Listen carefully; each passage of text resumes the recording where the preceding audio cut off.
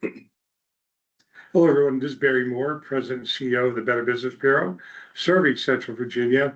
And we're part of the Ignite studio process here, and our shows go up at BBB Sharing. The conversation today is going to be very short, very heartfelt, emotional.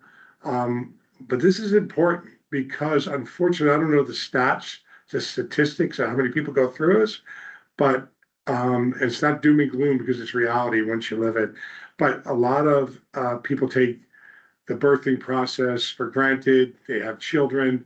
They go home with healthy babies. Back in 91, 93, I had two children that did not survive. They were too small, preemies. And then my daughter, who did make it in 94, was a preemie, and God's given her a great gift to us. But what do you do when the baby is stillborn or dies? And Krystina is from Woody's and Nelsen Funeral Home.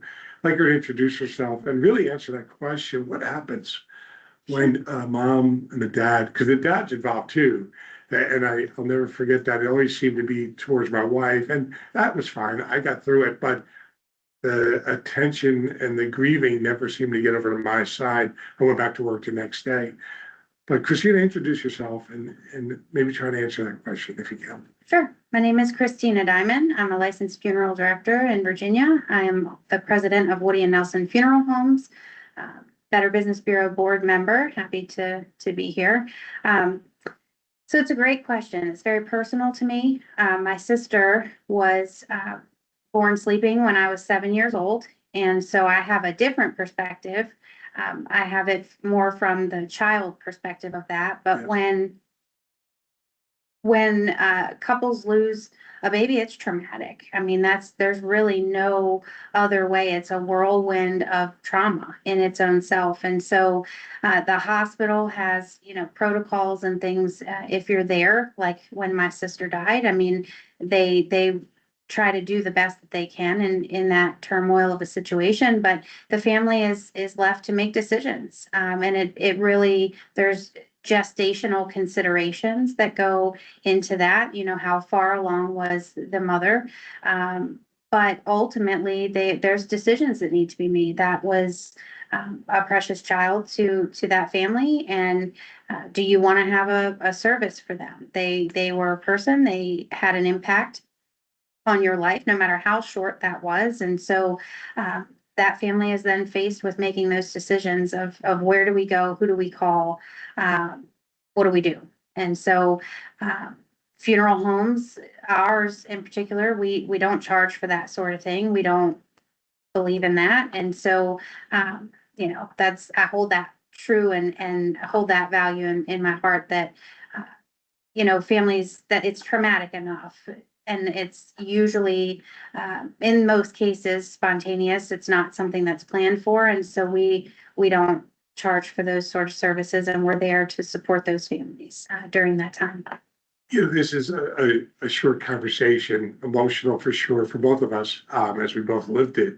I hope this podcast could be shared with parents and, not before it happens. This is the conversation after it happens, because nobody wants to, you don't plan on this. It is something that happens, but it's short-lived, 30 minutes, and the baby could be pronounced dead. But it was 6, 7, 8 months of a parent, a mom and a dad getting ready for that child. So it wasn't just 30 minutes. And what I learned about funeral homes, and why I've been so emphatic about you and I having this conversation, because you have the story to deal with also, and as friends and acquaintances, I think it's important for people to be able to hear it. It does happen.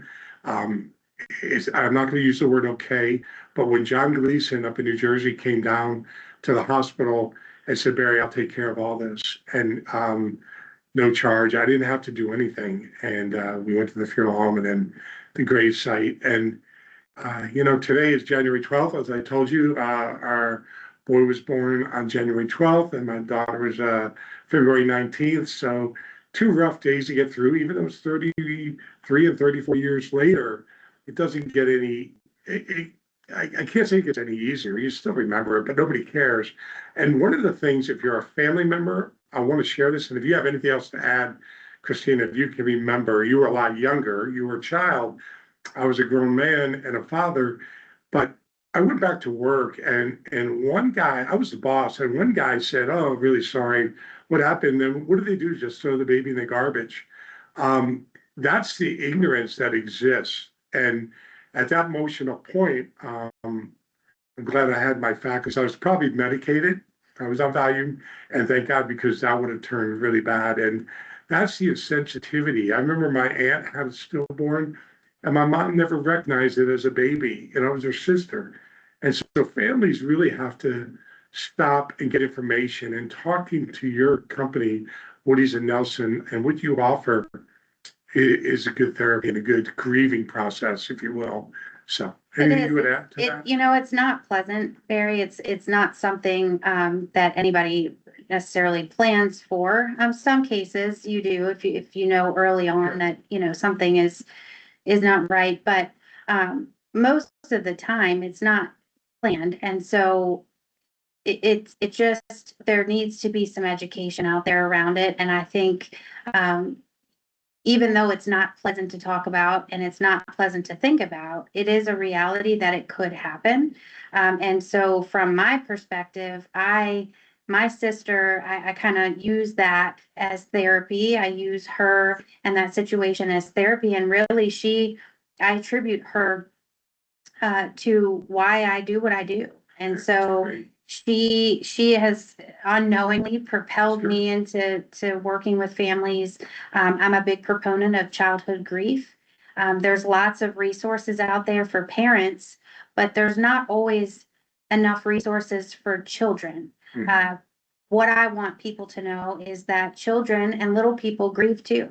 And those grief emotions and those grief experiences are widespread. It doesn't just stop with the parents. It doesn't just stop with the immediate family. Those impacts trickle out. And so there's alliances out there. There's grief support out there. Funeral homes have invaluable resources. Most of them can walk you through grief therapy and counseling and things like that, because it is important that we recognize that grief extends beyond the parents, the siblings, the cousins. It just trickles out there. And so that's what happened in my case. My sister, it was this big buildup to baby sister's coming, and There she built out. everything was ready to go. And then mom comes home and baby sister doesn't. And so, they had this was back in Maryland. My parents had a funeral for her. They had a visitation for her. I was not allowed to go. And I learned later on that, my parents had to explain the death of a baby to a child. Yeah. How do you do that? And so I don't hold any ill will or anything, but it had lasting impacts on my life and just different facets of it. For a really long time, she didn't have a headstone. And I never realized that I found solace in the cemetery, but her without a headstone, due to monetary constraints within the family, it really impacted me. And so kudos to my husband. I mean, that was my wedding present. She got a headstone and we visit every year. And so I've learned throughout, my career, just ways that I can positively impact families that I'm serving and educating. That there's little things that you can do. It is a difficult conversation, and I don't have that experience from a parent standpoint. I've met hundreds of parents that have been through that, and I hear their stories. But from a sibling standpoint, there's little things you can do if you're afraid to kind of have that, or what do I say to a child? How do you explain that?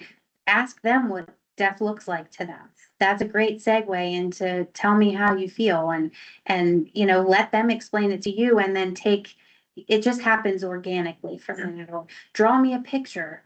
what do you think happened when baby brother, where do you think he is? And let them draw a picture, and then you kind of age appropriately explain that in that way. Or I do something, I started this years ago.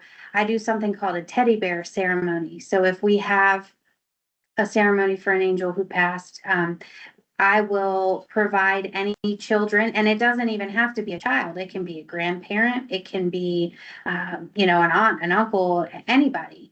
If there's children in attendance, which I think they should be, that's a personal opinion, just because I've lived it, then I will provide them with a teddy bear, and I will place one in the casket or in the vessel with their loved one, and I will say it out loud, that if they're missing their loved one, or they're missing their grandmother, or their sister, or whoever it is, they can talk to their bear because they have one with them, and they can always have that connection there. So it's age appropriate. It lets them kind of be involved with that. So there's many different things that we can do. The main point, I guess, that I would like people to know is, please consider, if you're ever faced with that situation, know that there's resources out there, know that there's people out there to support you in those questions that you don't know how to ask or answer. And please consider letting children be a part, as comfortable as they can be. Sure. Letting them be a part of it, because the opposite side of that has lasting impacts that can stimulate all sorts of unhealthy behaviors if they're not addressed. That's the benefit. People visit, whether they're pre-planning their funeral and or last minute, and it's hurried.